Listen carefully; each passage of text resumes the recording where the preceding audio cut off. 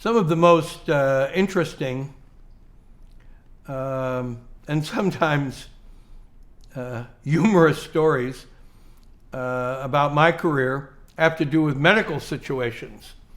And one of these developed during my time as Deputy Assistant Secretary of State, about 1992. I'm working in the State Department, so many things going on, so many demands, so many meetings on so many fronts, all to be coordinated.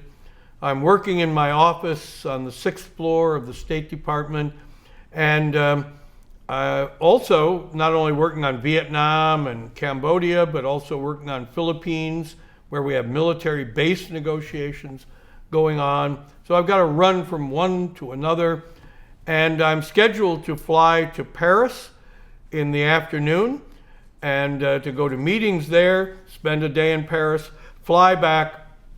So wow, things are going nonstop. I've got so many phone calls that I have to return. I've got all these little Post-it notes stuck on the receiver of my phone. Call this person, call that person. I've got a speed dial on there. And I'm scheduled to go off to lunch with one of the State Department officers who worked for me and a Navy Admiral named Mike McDivitt to talk about where we are on the Philippine base negotiations. So the two of them, the officer who worked for me, his name was Jim Knock, and Admiral McDivitt, show up in my office ready to go. I said, I've just got to take care of this, take care of that. I'll be right with you. And I stand up and I'm dealing with one piece of paper to get it out to my assistant so she can move it on. And all of a sudden, I start feeling pains in my arm, and something's happening. My heart's racing, and I feel something's overcoming me, and I say to the two men who are there, I don't know what's happening, and my vision starts to close down into what would be like a letterbox, where I can only see a slight bit of what I'm looking at. They think I'm kidding around. They start laughing, say, hey, come on, come on. And I fall backwards sort of into my chair, and I have this sense I'm having a heart attack, and that's a violent assault on my body and my health that could kill me. And I reach for the phone to push the speed dial button to call my wife and say goodbye. And as I'm picking the phone up, I have it in my hand, and I hit the chair, and I slide off the chair onto the floor, and the phone falls out of my hand, and the little yellow Post-it notes that have been on the receiver come fluttering down and sort of land on my head and my face. Admiral McDivitt comes running up to my side. He's kneeling at my side. I'm looking at him. I'm thinking, geez, the last thing I'm ever going to see is the face of this very nice Navy Admiral, but not necessarily the last vision I'd want to have. And people start screaming.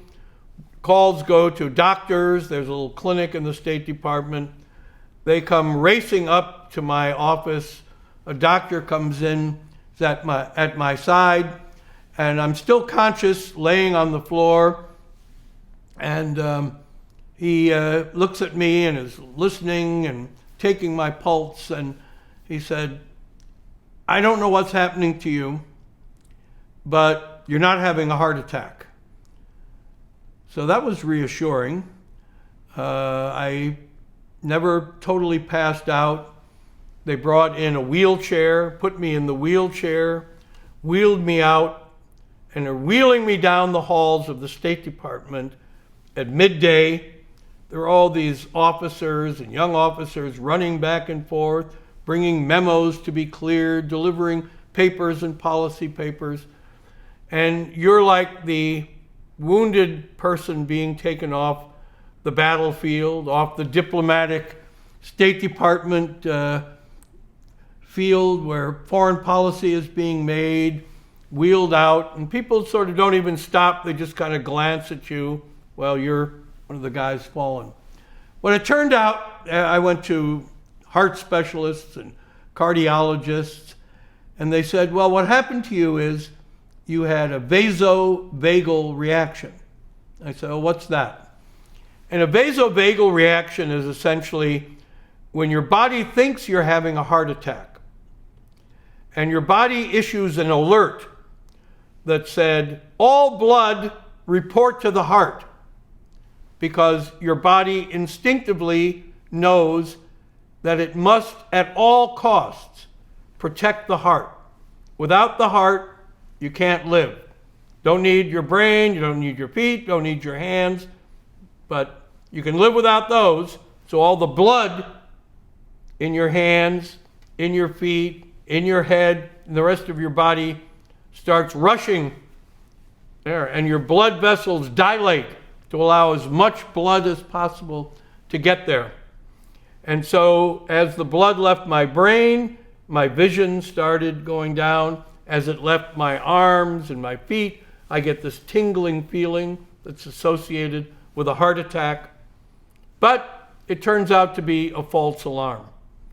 They didn't find anything wrong with my heart, probably just stress related, doing too much, your body telling you to stop. But a number of times in my career, I thought I was dying at my desk or dying on the job. Other times it was from athlete's foot in Austria. It would be in my office in Cambodia. Somehow I always had these interesting medical issues.